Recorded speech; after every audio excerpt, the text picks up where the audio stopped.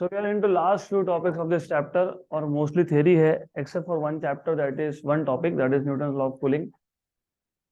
तो आखिरी के कुछ topic they are purely theory. Only one is there with some formula Newton's law of cooling. Newton's law of cooling आपको 12th में वापस आएगा. So let us see what are different applications of thermal conductivity. तो अगर आपको याद होगा thermal conductivity is the measure of ability of a material to conduct heat through it. तो डेफिनेटली इसका यूज है at some places you may want a substance to conduct heat and at some places you may not want the substance to conduct heat.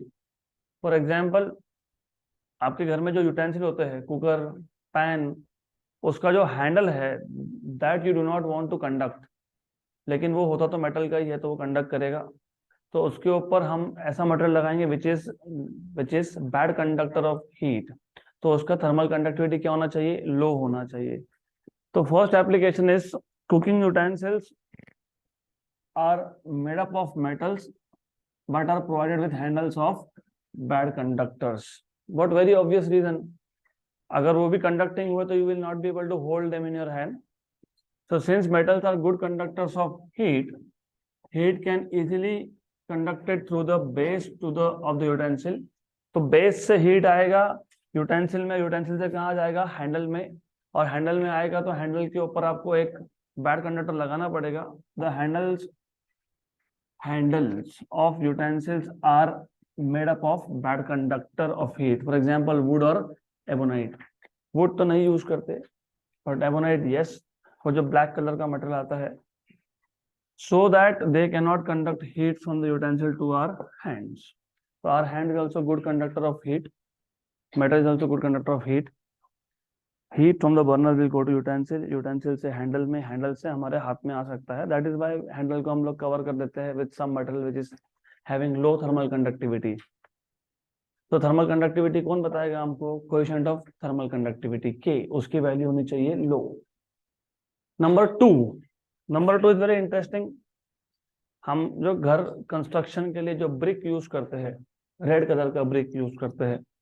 If you go to some desert areas, वहां पे brick थोड़ा सा अलग होता है. तो this bricks they are bad conductors of heat. So thick walls are used in the construction of cold storage rooms. देखा होगा कहीं पे भी कोल्ड स्टोरेज अगर करना है, किसी एक रूम को कोल्ड स्टोरेज रूम बनाना है, कहाँ रिक्वायरमेंट होता है? बहुत जगह पे रिक्वायरमेंट है. फॉर एग्जाम्पल एग्रीकल्चर में you need to have cold storages. अगर आपको 6 महीने या 1 साल तक किसी चीज को स्टोर करना है तो you need to have cold storages. और कहाँ पे? Most of the eating products, chocolates, अगर पता होगा आपको, तो chocolates they are suppose to be maintained under very specific temperature. तो sometimes even air conditioners fail. तो एसी लाइट गया तो क्या कर लोगे फिर?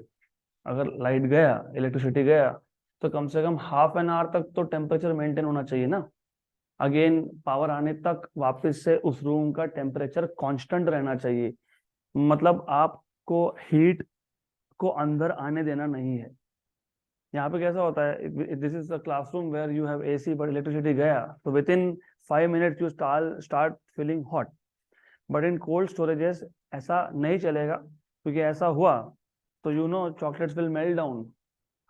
तो that is the idea here. Cold storage room जो बनते हैं वहां पे थिक वॉल्स होते हैं and this thick walls are made up of brick.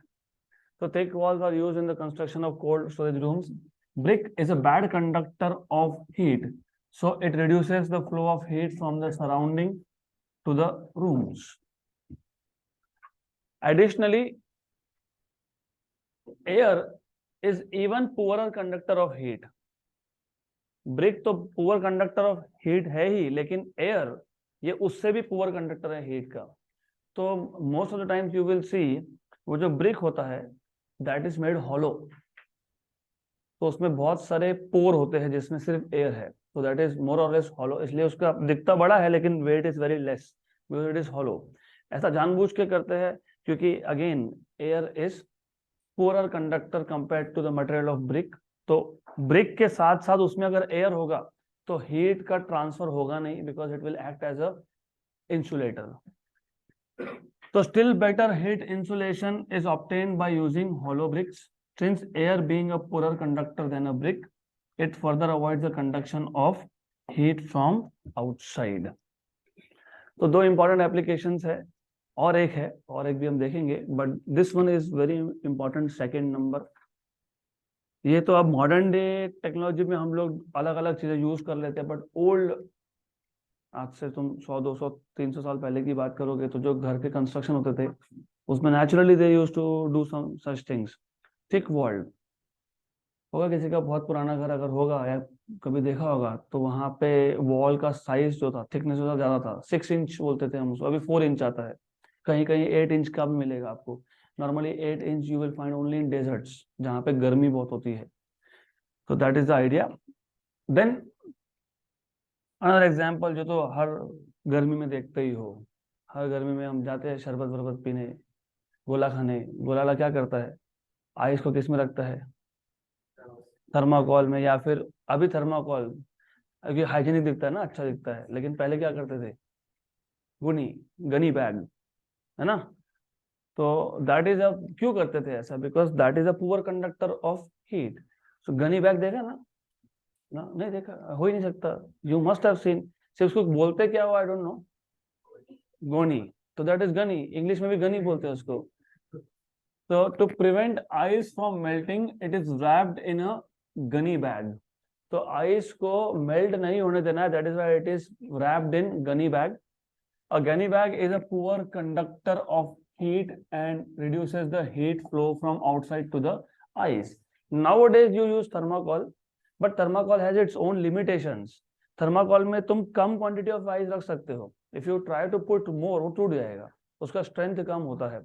तो अगर आपको बड़े बड़े क्यूब्स या ब्लॉक्स ऑफ आइस को ट्रांसपोर्ट करना है तो normally you will have to put them inside a gunny bag and then take it. Moreover the air filled in the interspaces of gunny bag, being very bad conductor of heat, further avoids the conduction of heat from outside. So that is basically applications of thermal conductivity.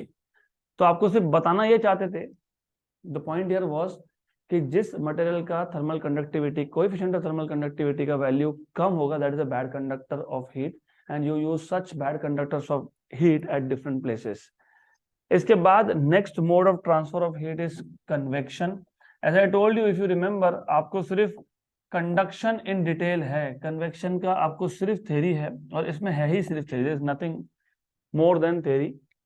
और radiation का सिर्फ introduction है, definition है, radiation in detail है 12th में, क्योंकि radiation में बहुत सारे नए पैरामीटर्स हमको लगने वाले हैं। तो अभी कन्वेक्शन में होता क्या है, फॉर एग्जाम्पल कंडक्शन में क्या होता था, कंडक्शन में heat is transferred from one point to another via collisions without actual movement of the particles. Particle खुद एनर्जी लेके गया नहीं, एक एंड पे एनर्जी दिया, it starts vibrating faster and with more amplitude and thus it collides with the neighboring particle, transfers energy। बाजू का जो पार्टिकल था, it starts vibrating faster and with more amplitude and transfers energy and transfers energy। ऐसा करते करते करते करते energy transfer होता है from one point to another without actual moment of the particle. Particle खुद एनर्जी लेके गया नहीं, लेकिन कन्वेक्शन में ऐसा नहीं होता है। कन्वेक्शन में क्या होता है, तो फॉर एग्जांपल ये तो आप डे टू डे लाइफ में हर दिन करते ही हो, वाटर को बॉईल करना, मिल्क को बॉईल करना, दिस इज कन्वेक्शन। तो कन्वेक्शन में क्या होता है, it is not convention, it is convection, remember, नहीं तो फिर कन्वेंशन साइन कन्वेंशन वाले कन्वेंशन की बात हो जाएगी इधर। तो you have some kind of liquid, normally हम करते क्या है, नॉर्मली हम लोग हीट प्रोवाइड करते हैं बॉटम से। तो you will keep this on a burner and you will provide heat first of all to the vessel. Vessel will conduct heat via conduction, इसलिए हम तो बोलते हैं ना कंडक्ट, क्योंकि कंडक्शन हो रहा है इसलिए कंडक्ट, नहीं तो बोलते कन्वेक्ट। तो because this is solid, solid क्या करता है, हीट कंडक्ट करता है वाया कंडक्शन। तो heat from burner that is called as surrounding, by the way. अभी ये वर्ड्स की आदत डाल लो, थर्मोडायनामिक्स में 12th में जब आओगे तो सिस्टम को छोड़ के बाकी सब सराउंडिंग है। सिस्टम क्या है तुम्हारा, लिक्विड, एडिशनली वेसल, राइट, उसको छोड़ के बाकी सब कुछ सराउंडिंग है, उसको सराउंडिंग या एनवायरमेंट बोलते हो। तो heat is coming from surrounding, ये हीट कंडक्ट होगा and then it will be passed on to liquid. जो बॉटम के मॉलिक्यूल्स है वो सबसे पहले हीट रिसीव करते हैं। और एक चीज याद रखना कि हीट मिलना मतलब बेसिकली थर्मल एनर्जी बढ़ना, थर्मल एनर्जी बढ़ना मतलब वेलोसिटी बढ़ना, वेलोसिटी बढ़ना मतलब डिस्टेंस बढ़ना, तो डेंसिटी कम होना। तो जब डेंसिटी कम होता है तो मटेरियल बिकम्स लाइट, और जब मटेरियल लाइट होता है तो इट गोज अप। ये क्लाउड फॉर्मेशन ऐसे ही तो होता है, the same process in summer time. Summer के बाद कौन सा सीजन आता है? Monsoon, right? करेक्ट। वाई? वही तो रीजन है। In summer time we receive a lot of heat from sun, and that will basically increase the temperature of surface water. Then क्या होगा? टेम्परेचर बढ़ेगा तो क्या होता है? दे बिकम लाइट, लाइट मतलब लेस डेंस। तो because of the heat they receive more energy, they move faster, and basically क्योंकि सॉलिड जैसा नहीं है ये, सॉलिड में distance between two particles was very less, तो that is why force of attraction was very strong. इसलिए एक particle एक जगह से दूसरी जगह जा नहीं सकता है, it keeps on vibrating about some mean position. लेकिन गैसेस में या लिक्विड्स में द डिस्टेंस इज लार्ज, तो when you heat up a liquid, in that case होगा क्या? Because of the heat the distance between the molecule start increasing. Distance बढ़ना मतलब density कम होना, और डेंसिटी कम होगा तो this molecules, hotter molecules will rise up and the colder one will come down. तो ये जब ऊपर जाते हैं व्हाइल गोइंग अप, वापस से उनका कूलिंग स्टार्ट हो जाता है, they lose energy while they are going up, and while they are losing energy they again come closer to each other, and when they come closer to each other you say that condensation होना start हो गया। this is how clouds are being formed। at a particular value of condensation you will get rain again। ज्यादा हो गया तो फिर hailstorm। हमारे city में होता रहता है बीच बीच में कभी। hailstorm और आइस अलग चीज है। hailstorm इज बर्फ के गोले गिरना, और आइस तो आइस है, राइट? तो दैट इज बेसिक डिफरेंस। तो कन्वेक्शन में होता क्या है? कन्वेक्शन में सबसे पहले जो बेस के बॉटम के मॉलिक्यूल्स है दे receive heat first, and since they have received heat first density हो गया come and they start rising up. तो यहाँ पे heat is being transferred from one point to another by actual bodily movement of the particles. Particle खुद heat लेके गया, और जो ऊपर के मॉलिक्यूल्स थे द कोल्डर वंस, वो कोल्डर वन मॉलिक्यूल्स क्या आएंगे? वो नीचे आ जाएंगे, फिर वो नीचे आके हीट रिसीव करेंगे, फिर वो ऊपर जाएंगे। ऐसा करते करते पूरा लिक्विड हीट हो जाएगा। So that is the idea behind convection. तो कंडक्शन और कन्वेक्शन में ये बेसिक डिफरेंस है। कंडक्शन में मॉलिक्यूल या पार्टिकल खुद हीट लेके जाता नहीं है, transfers from one particle to another via collisions, inelastic collisions, and in case of convection the heat is being transferred by the actual movement of the particle from one place to another। so we have already seen that, so you already know this now, आपको already पता है।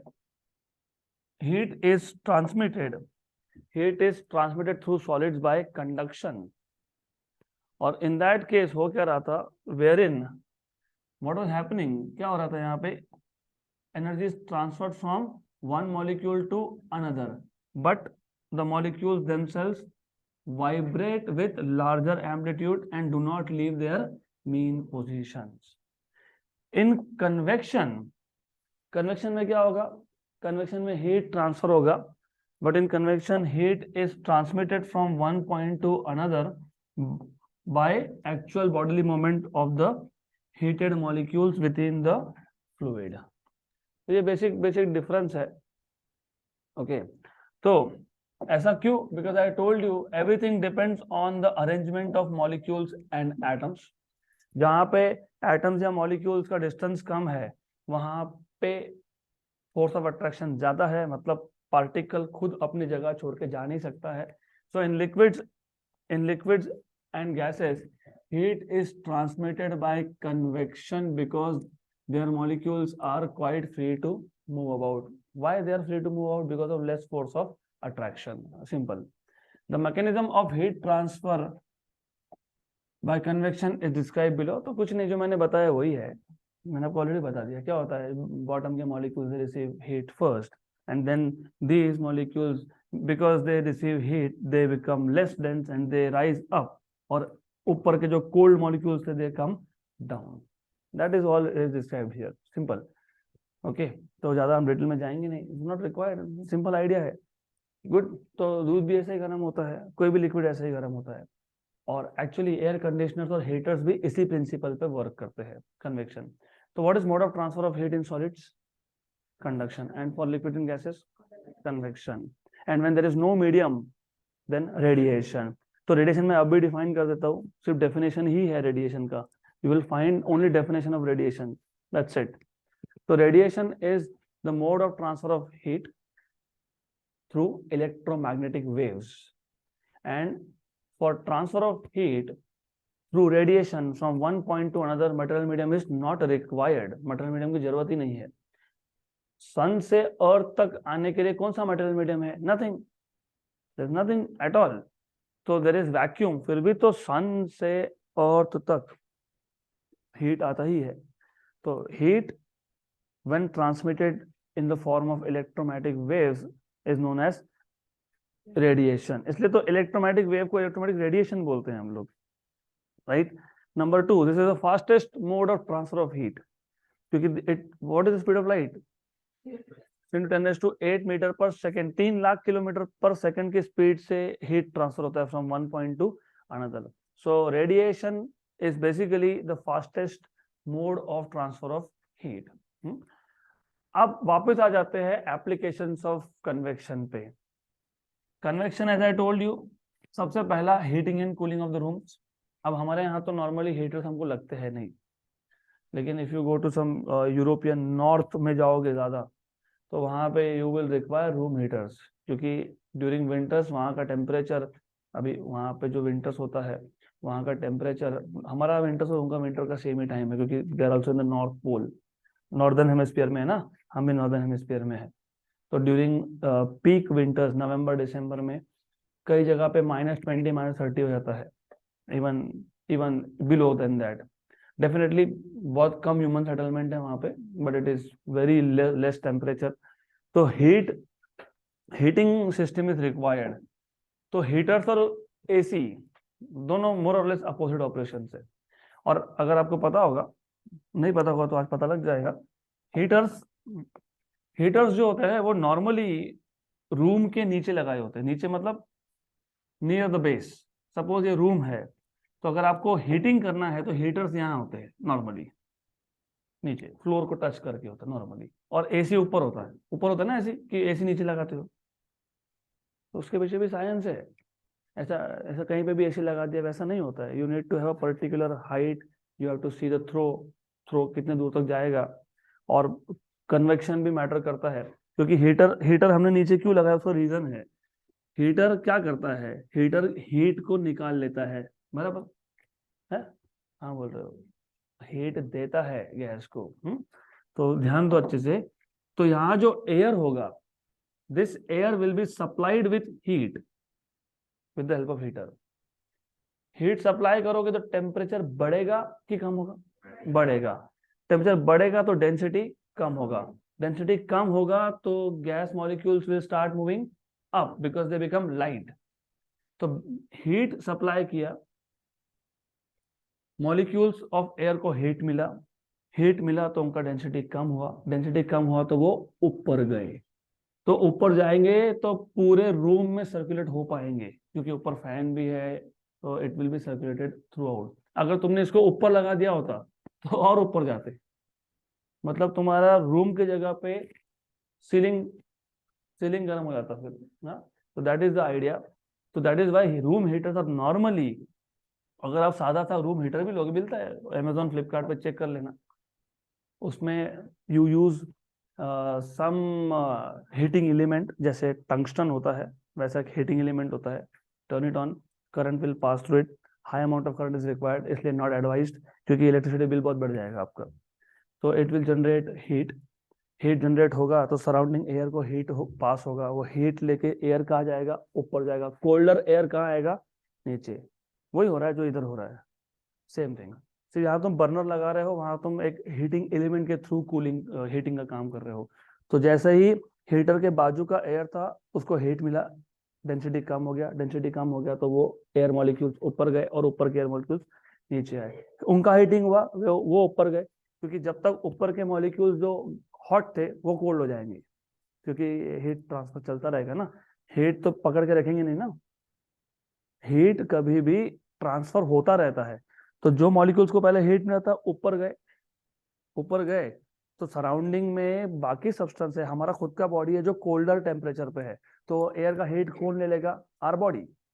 तो heat is absorb, तो वो molecules क्या हो गए, cold हो गए, फिर वो वापस से कहाँ जाएंगे, नीचे, वापस से हीट रिसीव करेंगे, कहाँ जाएंगे, ऊपर, ये चलता रहता है। और एसी में उल्टा होता है, एसी में, और आप एयर कंडीशनर का डिटेल्ड वर्किंग सीखोगे 12th में थर्मोडायनामिक्स में, वेरी इंटरेस्टिंग थिंग, जो आपकी गाड़ी का इंजन होता है ना, उसी का अपोजिट ऑपरेशन है, हीट इंजन का अपोजिट ऑपरेशन है ये। सिर्फ इतना है कि हीट इंजन में आप पेट्रोल या डीजल यूज करते हो, यहाँ पे आप इलेक्ट्रिसिटी के थ्रू पंप करते हो। तो यहाँ उल्टा है, यहाँ पे हीट हम लोग एयर से निकाल लेते हैं, तो heat is being pumped out from the air and heat is being transferred to the outside environment. Compressor बाहर क्यों लगाते हो, that is the reason, compressor बाहर लगता है ना। रेफ्रिजरेटर और एसी दोनों एक ही चीज है, सिर्फ डिफरेंस इतना है कि रेफ्रिजरेटर में छोटे चेंबर को कोल्ड करना है, वेरी स्मॉल चेंबर, जिस जिस कंटेनर में, जिस चेंबर में आप सब्जी रखोगे, फ्रूट्स रखोगे, उतने को ही कोल्ड करना है, एसी को पूरे रूम को कोल्ड करना है। तो एसी का कंप्रेसर ज्यादा स्ट्रांग होता है, और ज्यादा स्ट्रांग होता है तो वो हीट रूम के अंदर नहीं थ्रो कर सकते हो, तुमको उसको बाहर थ्रो करना है।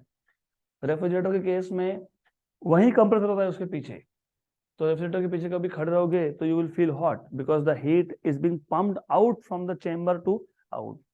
एसी के केस में compressor you put outside your house because very strong cooling, तो बहुत सारा हीट निकाल के बाहर डालना है हमको। तो एयर मॉलिक्यूल से हीट तुमने बाहर निकाल ली, हीटर में तुमने एयर मॉलिक्यूल को हीट किया, यहाँ पे तुमने एयर मॉलिक्यूल को कोल्ड किया, तो कोल्ड होने के बाद कहाँ जाता है, नीचे। तो you will see that air molecules are coming down, तो ये कोल्ड मॉलिक्यूल्स है, दे स्टार्ट कमिंग डाउन, तो ये नीचे आएंगे, हाँ।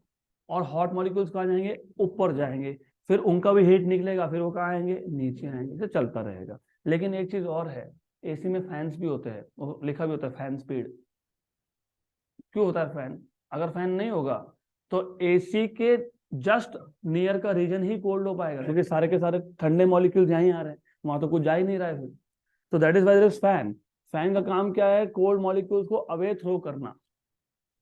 तो fan always pushes the molecule, colder molecules away from it, तो ये दूर जाएंगे फिर नीचे आएंगे। तो that is how the cooling system works.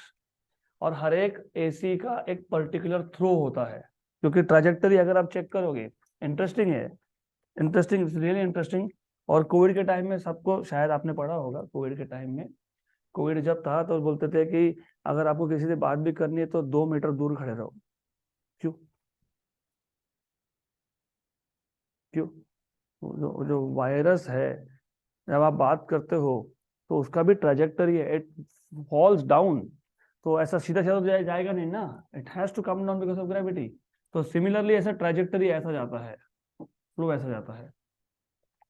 इसके लिए एसी के जस्ट नीचे बैठोगे और फैन अगर एसी का ऑन है तो आपको ज्यादा ठंडा लगेगा नहीं, एसी के जस्ट नीचे बैठने वाले को ठंड नहीं लगती, लेकिन यहाँ इन बिटवीन बैठने में ज्यादा ठंडा लगता है।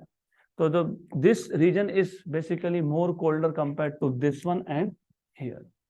So that is how convection is used in heating and cooling system. तो यही सब लिखा है, heating and cooling mechanism of room. The mechanism of heating of a room by heater is entirely based on convection. The air molecules in immediate contact with the heater are heated up.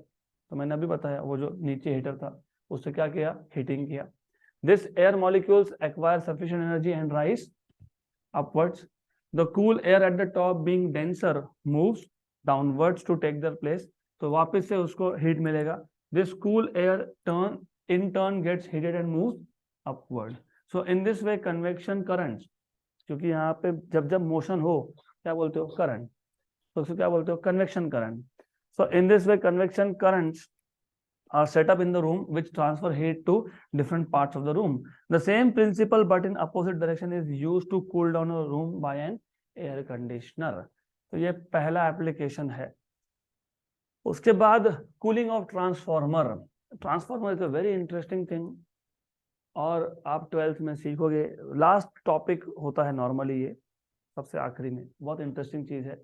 अब transformer use कहाँ होता है पहले वो समझ लो। For example हमारे घर में जो सप्लाई आता है, you know what is the voltage that you get, 230 volt at a frequency of 50 hertz, right.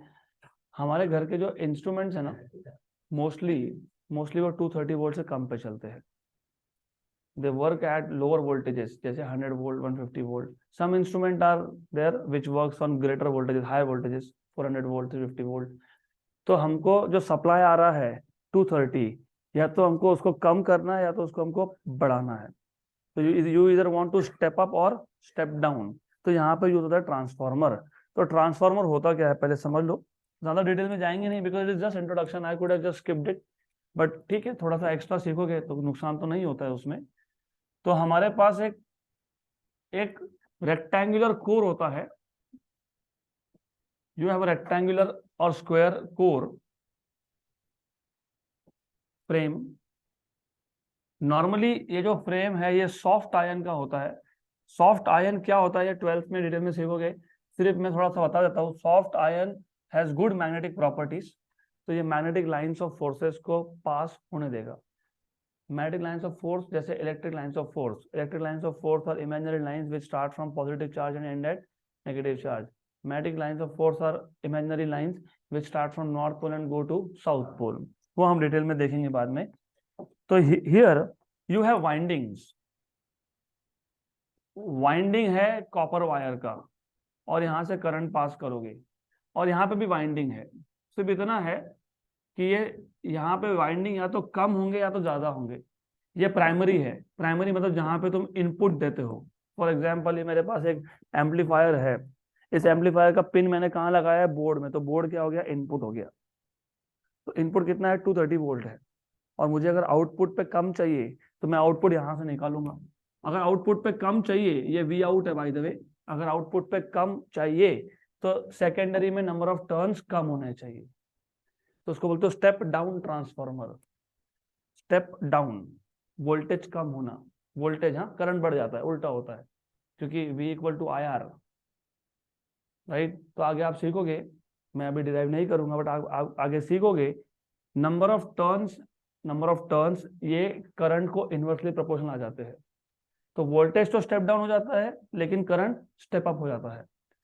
तो इन एनी केस अगर आपको यहाँ पे वोल्टेज ज्यादा चाहिए तो नंबर ऑफ टर्न्स बढ़ा दोगे। तो you'll put more number of turns here compared to primary. अब ये transformer, they generate huge amount of heat. They normally generate very very large amount of heat. तो जहां very large amount of heat हो, तो खासकर तो जो DP है, डीपी होना है, डीपी, व्हाट इज डीपी?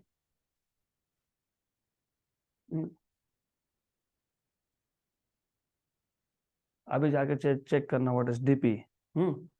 तो वहां से इलेक्ट्रिसिटी एक लोकल रीजन को सप्लाई होता है। उसके अंदर होते हैं बड़े बड़े ट्रांसफॉर्मर। कभी कभी आप सुनते हो डीपी शॉर्ट हो गया because of excess heat. Excess heat की वजह से इट बर्न्स डाउन। तो क्योंकि यहाँ पे हीटिंग हो रहा है, तो जहां जहां हीटिंग होता है वहां वहां कूलिंग लगता है। क्या लगता है? कूलिंग। फिर क्या करते हैं, ये जो ट्रांसफॉर्मर है, इस ट्रांसफॉर्मर को एक बड़े से टैंक के अंदर कवर कर लेते हैं और टैंक में डाल देते हैं लिक्विड। स्पेशल कूलेंट लिक्विड्स होते हैं। So they put here some type of liquid, basically some kind of oil.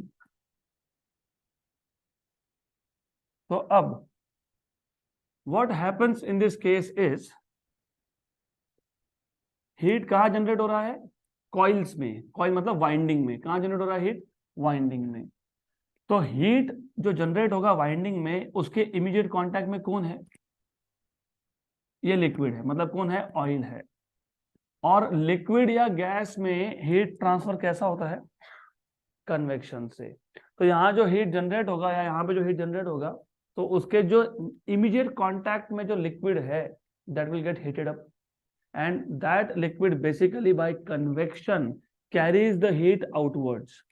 या फिर अपवर्ड्स, जैसे भी आप समझो वैसा, राइट। तो it will carry the heat upwards, क्योंकि कन्वेक्शन में क्या होता है, कन्वेक्शन में हीट होने के बाद, डेंसिटी कम होने के बाद मॉलिक्यूल्स कहाँ जाते हैं, ऊपर, और ऊपर ये डायरेक्टली एक्सपोज टू एयर है। तो पहले कन्वेक्शन होगा थ्रू लिक्विड, थ्रू ऑयल, फिर कन्वेक्शन होगा through air. This is how transformer का heat is given out to the surroundings. Good. तो यही सब यहाँ पे लिखा है। Due to current flowing in the windings of transformer, enormous amount of heat is produced. Therefore, transformer is always kept in a tank containing oil. The oil in contact with the transformer body heats up, creating convection currents. The warm oil comes in contact with the cooler tank, gives heat to it and descends it to the bottom. सिर्फ एक extra यहाँ पे note डाल दिया, ज्यादा heat generate होगा तो इसके ऊपर कूलर टैंक है, फिर इसके ऊपर क्या है, फिर कूलर टैंक, और उसके ऊपर क्या है, फिर एयर। तो इसके ऊपर एक कूलर टैंक है। You know which is the most widely used coolant liquid, nitrogen. सबसे ज्यादा क्या यूज होता है, नाइट्रोजन, राइट। तो कूलर टैंक में नाइट्रोजन डाल देंगे तो हीट कौन ले लेगा, नाइट्रोजन ले लेगा, simple. Then this is all they are mentioning here. तो जो वार्म ऑयल था वो किसके साथ कांटेक्ट में आया, कूलर टैंक के साथ। तो कूलर टैंक को उसने हीट दे दिया। Hot molecules will go up, come in contact with cooler tank, transfer the heat and then comes down. तो वो ठंडा हो गया ना, क्योंकि heat is being transferred.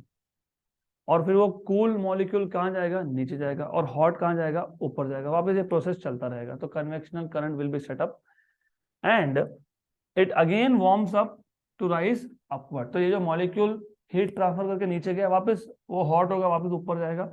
This process is repeated again and again. The heat of the transformer body is thus carried away by the convection to the cooler tank, or the cooler tank in turn loses its heat by convection to the surrounding air. Simple, simple, simple. यहाँ तक clear. तो दो important applications है, heating and cooling of room and cooling of transformer. Then you have free and forced convection. This is very simple idea, तो मैं इसमें ज्यादा detail में जाऊंगा नहीं। द आइडिया हियर इज, जब नेचुरली कन्वेक्शन होता है ऑन इट्स ओन, उसको बोलते हो free convection, right. For example, when a hot body is in contact with air under ordinary conditions. For example, हमने एक मेटल को हीट करके एयर पे रख दिया, तो hot body, that metal comes in contact with air और it transfer heat and that air can take heat upwards. ये नेचुरली हो रहा है, हमने यहाँ पे कुछ भी नहीं किया। इवन फायरवुड, ठंड में जब आप फायर लगाते हो उसमें क्या होता है, that is all free convection, naturally हो रहा है। हमने सिर्फ फायर लगा दिया, that firewood that is in contact with surrounding air, it transfer heat to the air and that air takes the heat upwards. हमने फोर्स नहीं किया, that is basically happening, occurring on its own. लेकिन additionally अगर मैं extra कुछ system use करूं to circulate hot air, जैसे fans, जहां हीट हो रहा था वहां पे आपने फैन लगा दिया, तो फैन क्या करेगा, एक्सेलरेट करेगा ना हीटिंग को। हीटिंग को क्या करेगा, वो एक्सेलरेट करेगा। उसको क्या बोलोगे, फोर्स्ड कन्वेक्शन। तो आइडिया बहुत सिंपल है। फ्री कन्वेक्शन में हम कोई और मैकेनिज्म इंप्लीमेंट नहीं कर रहे हैं, convection is happening on its own. But additionally if you put extra fans because you want that convection to be faster, तो उसको क्या बोलोगे, forced convection। सिंपल, खत्म, डन। रेडिएशन तो मैंने ऑलरेडी बताया ही आपको, तो एंड ऑफ द स्टोरी। तो तीनों mode of transfer of heat हो गए। अब एक लास्ट चीज है, that is called as Newton's law of cooling. Very easy, very interesting, लेकिन एज आई टोल्ड यू, आपके नए सिलेबस में, ये जो टेक्स्ट बुक आपका है, न्यू सिलेबस 2018 में जो आया, उन्होंने बहुत सारा स्टोरी राइटिंग करके रखा है। तो वो स्टोरी राइटिंग क्या है बता देता हूँ, फिर हम लोग कंटेंट पे भी आ जाएंगे। न्यूटन्स लॉ ऑफ कूलिंग, ये भी आपने हर दिन कम से कम पिछले 3 महीने तक एक्सपीरियंस किया होगा ठंड में। व्हाट हैपेंस इज, जितना ज्यादा तुम चाय को गर्म करके रखोगे उतना जल्दी ठंडा होता है। The more heat you provide to a liquid, it will cool down faster. या फिर जितना ज्यादा गर्म पानी करोगे नहाने के लिए उतना ज्यादा ठंडा होता है, उतना ही फास्ट उसका कूलिंग होता है। That is why normally it is advise कि जब आप गर्म करते हो पानी to take a bath, it is advise कि तुम थोड़ा सा उसमें ठंडा पानी मिक्स करते जाओ। The reason being very simple, rate of loss of heat, rate of loss of heat मतलब D Q by D T. Q क्या है? हीट है, और D Q by D T मतलब rate of loss of heat, या फिर rate of fall of temperature. दोनों अलग चीज है, दोनों अलग चीज है। आपके टेक्स्ट बुक में दोनों को कंबाइन करके सेम ही बोल दिया है, फिर 12th में वापस चेंज होगा। तो 12th में आप न्यूटन लॉ ऑफ कूलिंग के दो डेफिनेशन अलग अलग से लिखोगे, या तो बोलोगे rate of loss of heat, या तो बोलोगे rate of fall of temperature. Rate of loss of heat or rate of fall of temperature is directly proportional to the difference in temperature of the body and the surroundings.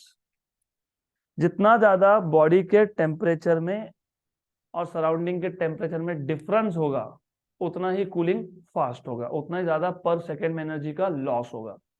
For example, अगर आपने पानी को boil कर दिया 100 degree Celsius पे लेके आए और सराउंडिंग 5 डिग्री का है, तो डिफरेंस 95। तो इस केस में water will cool down faster, क्योंकि the difference between the temperature of body, that is water in our case, and the surrounding is larger. तो जितना ज्यादा टेम्परेचर डिफरेंस होगा उतना ही कूलिंग होगा fast, that is Newton law of cooling. इसलिए तो ठंड में एडवाइस करते हैं कि थोड़ा ठंडा पानी मिक्स करते जाओ। तो ठंडा पानी मिक्स करने से क्या होगा? 100 डिग्री की जगह पे the water will come down at around 70 और 75, surrounding is still at 5 degrees. Surrounding temperature हम नहीं कंट्रोल करते ना, ठंड में तो जो सराउंडिंग टेम्परेचर है वो है। तो डिफरेंस कितना हो गया अभी? 70, पहले कितना था? 95। तो difference in temperature of the body and the surrounding is now less. तो जितना टेम्परेचर डिफरेंस कम होगा उतना ही rate of loss of heat भी कम होगा, उतना ही rate of fall of temperature भी कम होगा। जब मैं बोलता हूँ rate of loss of heat मतलब एक सेकेंड में कितना हीट लॉस हुआ, जब मैं बोलता हूँ rate of fall of temperature मतलब एक सेकेंड में कितना टेम्परेचर फॉल हुआ। तो according to Newton's law of cooling, rate of loss of heat or rate of fall of temperature is directly proportional to the difference of temperature of the body and the surroundings. So that is why ठंडी में जितना चाय गर्म करोगे उतना जल्दी ठंडा होगा। That is the idea. That is why पानी जब गर्म करते हो तो it is advise that you mix some cold water. That is why कोई वीडियो देखे होंगे यूट्यूब पे, आजकल बहुत सर्कुलेट होता है, गर्म पानी लेके जाते हैं वो यूरोप में, दरवाजा खोलते हैं, सब फेंकते हैं, बर्फ बन गया उसका। क्यों है? बिकॉज न्यूटन ऑफ कूलिंग, क्योंकि टेम्परेचर डिफरेंस ज्यादा था तो कूलिंग भी बहुत फास्ट होगा। That is the idea here. तो this is the basic definition of Newton law of cooling. Rate of loss of heat और rate of fall of temperature is directly proportional to difference in the temperature of the body and the surroundings. तो कुछ constants भी आएंगे, जब proportional हटाओगे तो there will be some constant. Detail हम लोग 12th में देखेंगे। हम फिलहाल हमारा फोकस होगा सिर्फ इस पे, rate of fall of temperature is proportional to difference in temperature of the body and the surrounding. But the question here is कि ये आया कहां से, ये इक्वेशन तुमने बनाया कहां से? तो ये इक्वेशन बनाने के लिए एक छोटा सा एक्सपेरिमेंट दिया है आपको। तो they have explained this formula, this one, with the help of some simple experiment. It is a very simple experiment. तो experiment में किया गया था, if hot water in a vessel is kept on a table, it begins to cool gradually.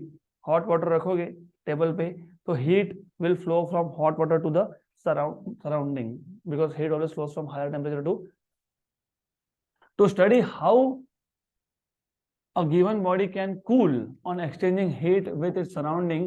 Following experiment is performed. एक simple सा experiment लिया था, calorimeter लिया, उस कैलोरीमीटर को 2/3 वाटर से भर दिया और उसको एयर के साथ कांटेक्ट में छोड़ दिया। A calorimeter is filled up to 2/3 of its capacity with boiling water. 100 degree Celsius में वाटर था एंड इज कवर्ड। इसमें एक थर्मोमीटर है। क्यों थर्मोमीटर है? टेम्परेचर मेजर करना है आपको। सो इसके अंदर एक थर्मोमीटर है। A thermometer is fixed through a hole in the lid. और कल ही मैंने बताया कैलोरीमीटर, तब वहां पे याद होना चाहिए कैलोरीमीटर में क्या होता है, थर्मोमीटर होता है। मैंने कल ही बताया था थर्मोमीटर का काम क्या है, only to measure temperature. So a thermometer is fixed through a hole in a lid and its position is adjusted so that the bulb of the thermometer is fully immersed in water. Thermometer देखा है कभी? उसके नीचे छोटा सा bulb जैसा structure होता है, देखा है वो? बस वो पानी के अंदर होना चाहिए, नहीं तो वो एयर में तो वो एयर का टेम्परेचर मेजर करेगा। That is what they are trying to tell you. वो जो नीचे बल्ब होता है जिसमें मर्क्यूरी होता है basically, that should go inside water because mercury will receive heat from hot water. Mercury will expand. Because of the expansion of mercury, the level of mercury in the thermometer will rise, and from there you can measure temperature. Then the calorimeter vessel is basically kept in open air. ये in constant temperature enclosure बोला है, वो छोड़ दो. It is kept in open air, right? है ना clear?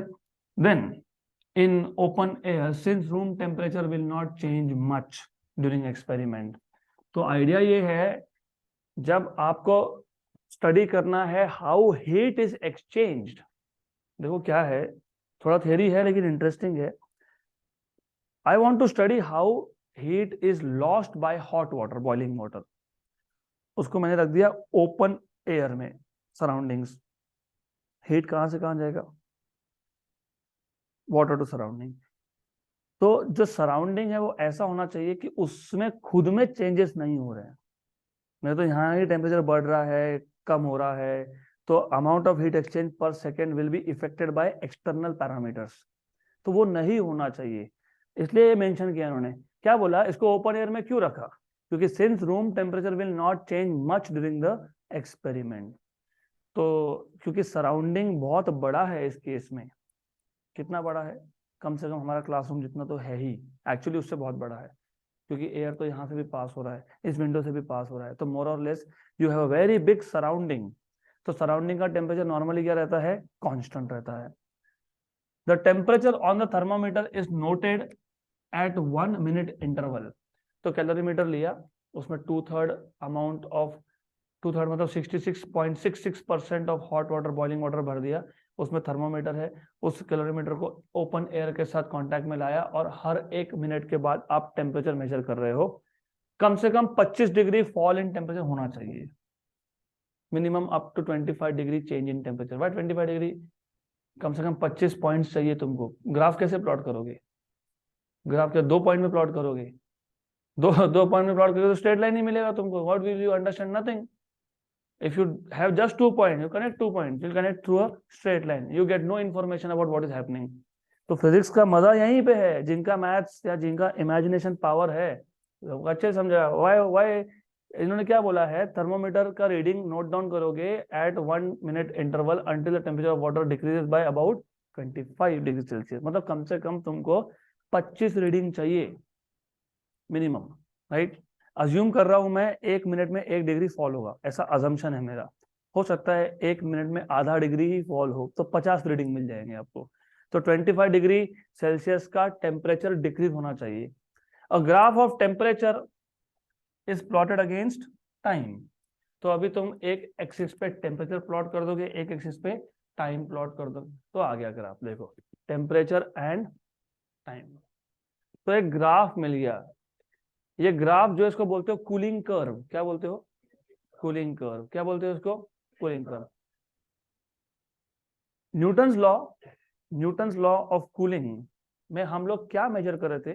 Temperature measure कर रहे थे कि rate of fall of temperature measure कर रहे थे? Very good, rate of fall of temperature. हमने यहाँ प्लॉट कर दिया एक्स एक्सिस जिसको आप बोल रहे हो टाइम. हमने यहाँ प्लॉट कर दिया टेम्परेचर जिसको आप बोल रहे हो ये वाई एक्सिस है. ठीक है, ऐसा कर्व मिल गया. ये कर्व है कूलिंग कर्व. ये आपको विथ टाइम टेम्परेचर बता रहा है कि with time rate of fall of temperature बता रहा है? अच्छे से सोचो. वाई एक्सिस पे क्या प्लॉट किया, एक्सिस पे क्या प्लॉट किया? तो ये आपको temperature as a function of time बता रहा है कि rate of fall of temperature बता रहा है? तुम एक मिनट के बाद टेम्परेचर नोट कर रहे हो ना, कि तुम dt बाई dt नोट कर रहे हो? क्या मेजर कर रहे हो आप? टेम्परेचर. तो ये ग्राफ आपको rate of fall of temperature बता रहा है कि टेम्परेचर बता रहा है?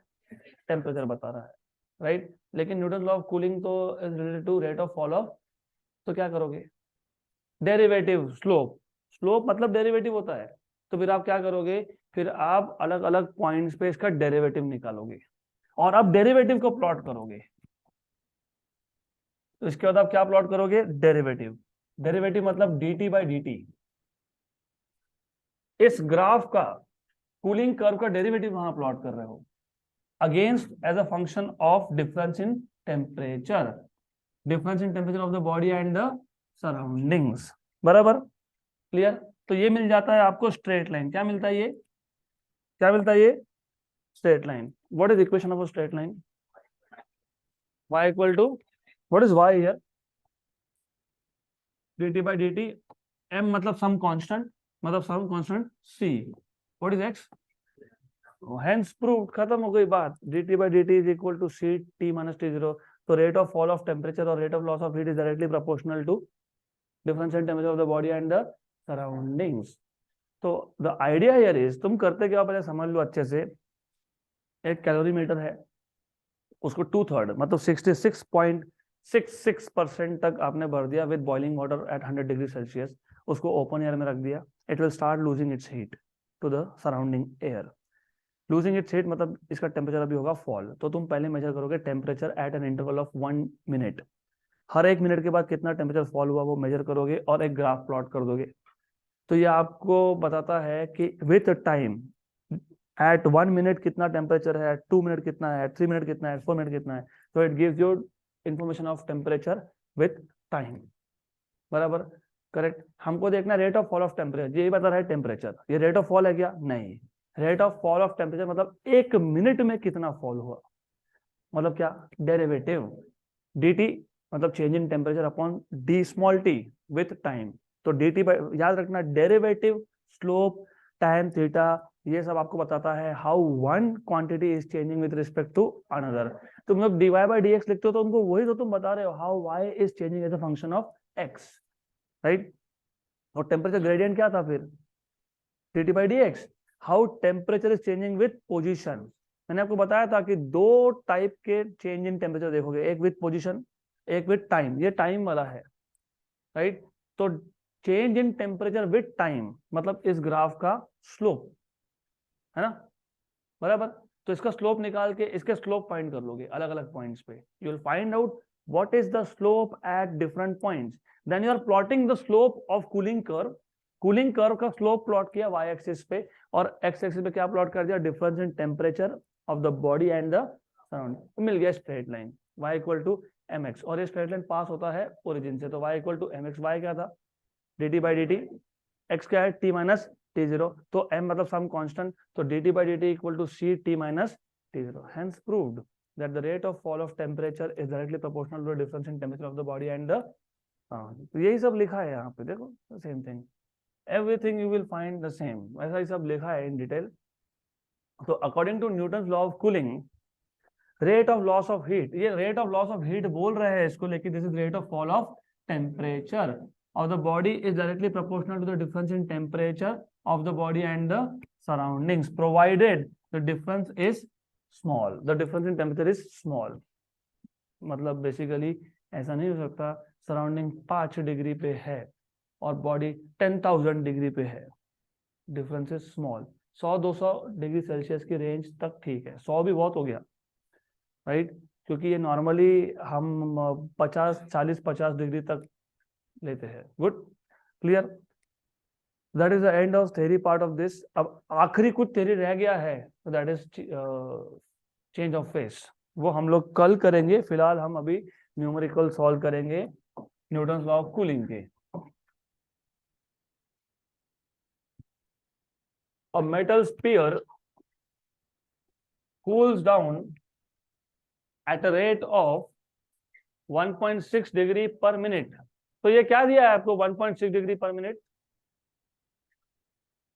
Rate of fall of temperature dt by dt when its temperature is, मतलब ये t है कि t0 है, t है।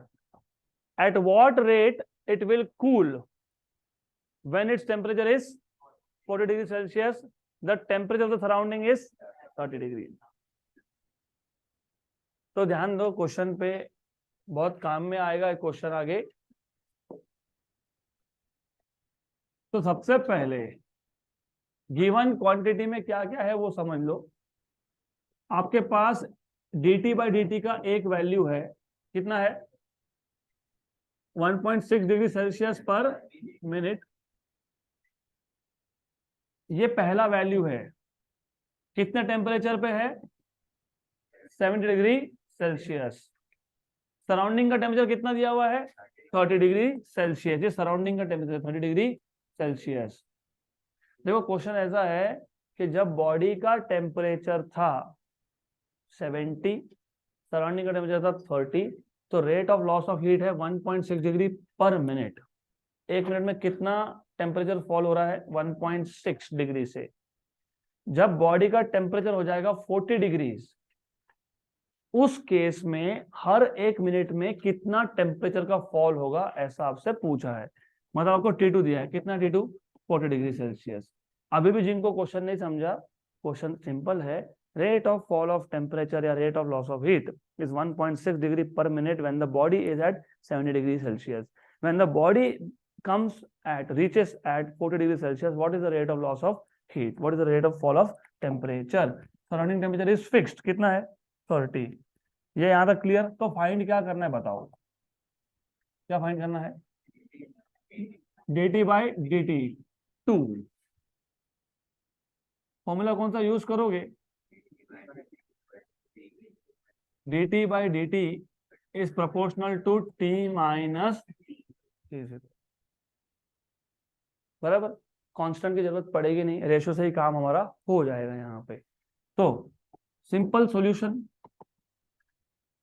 dt by dt2 upon dt by dt1 is equal to, ये नहीं तुमने t2 लिखा ना ऊपर, तो t2 minus t0 upon t1 minus t0।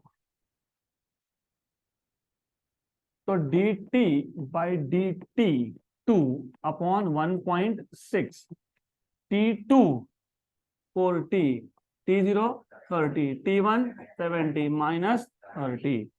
तो dt by dt2 equal to, ये कितना है 10, नीचे कितना है 40 इंटू कैंसिल, और what is 1.6 by 4, 0.4 degree Celsius पर मिनट। हो गया सॉल्व। तो देखो जब टेम्परेचर 70 था तो हर एक मिनट में कितना फॉल हो रहा था, और जब टेम्परेचर 40 हो गया तो कितना हो रहा है।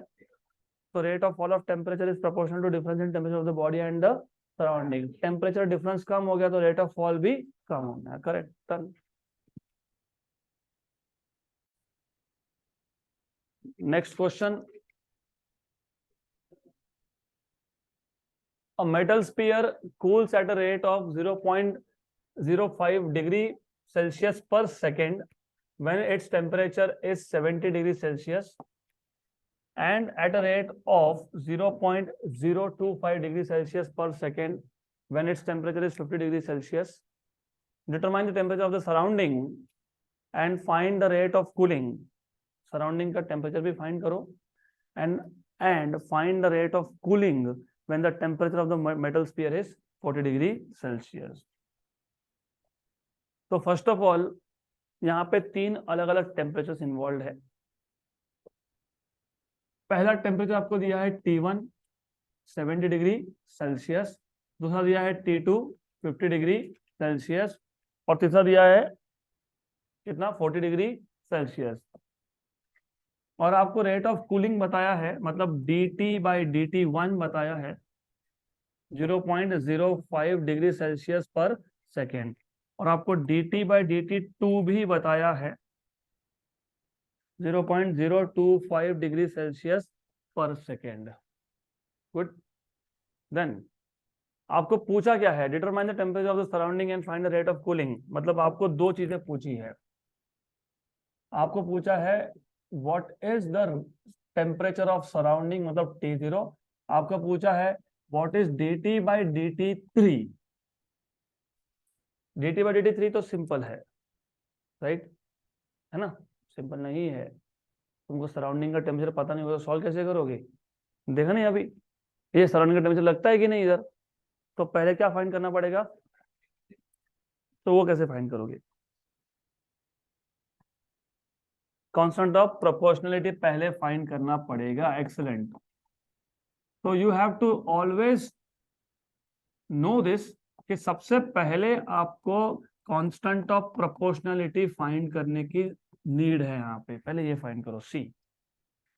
तो वो कैसे फाइंड करोगे? दो वैल्यूज तो है ही, उनको डिवाइड कर लो, वहां से मिल जाएगा आपको सी। बराबर? पक्का? नहीं तो कैसे मिलेगा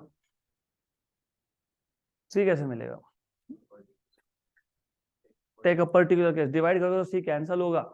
तो कब डिवाइड करना है, कब मल्टीप्लाई करना है, कब ऐड करना है, ये भी सीखना पड़ेगा। तुमने डिवाइड कर दिया, सी कैंसिल हो गया, कैसे मिल गया सी? नहीं मिलेगा। तो टेक अ पर्टिकुलर केस। तो टेक एनी पर्टिकुलर केस, पर वहां भी दिक्कत आएगी, क्योंकि if you take any particular case होगा क्या? सपोज मैं केस नंबर 1 लेता हूँ, तो case number 1 D T by D T 1 0.05। T की वैल्यू तो पता है नहीं, फाइंड करना है टी। चलो T1 है, T1 कितना है 70। तुमको T0 पता है नहीं, तो तुम्हारे पास एक इक्वेशन और दो अननोन आ गए, C और T0,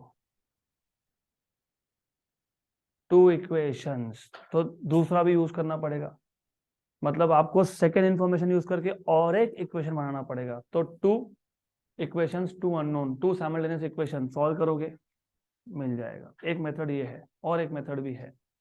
तो what I will do is, ये जो 7 ये जो प्रैक्टिस प्रॉब्लम नंबर 4 है, आज आपको दे रहा हूं मैं ये assignment to think about, try it out and then will solve tomorrow. But think about it, दो मेथड है सॉल्व करने के लिए। So that's it for today.